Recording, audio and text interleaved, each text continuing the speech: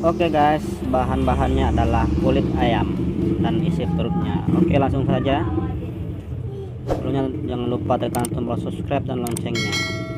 Oke guys, kulit ayamnya kita cuci dulu hingga bersih supaya bisa menghilangkan darah-darah dari tempelan kulit ayam dan juga kuman-kuman lainnya.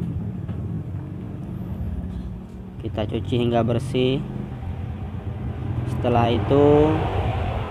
bersih, kita lanjut kepada perebusan kulit ayam. Ini guys, kulit ayamnya direbus dulu, dimasak hingga matang, hingga berubah warna. Lihat guys,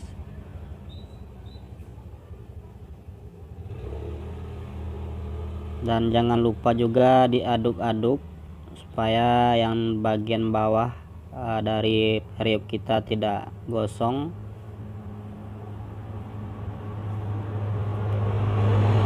Dan juga kulit ayamnya juga tidak gosong juga.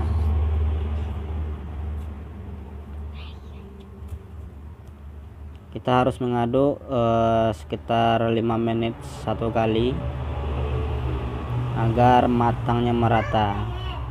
Lihat guys, sudah dicuci tapi masih berwarna merah airnya.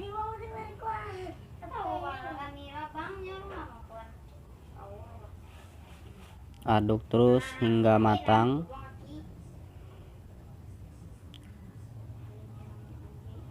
Kulit ayam ini dimasak supaya lele bisa makan dengan lahap ya guys,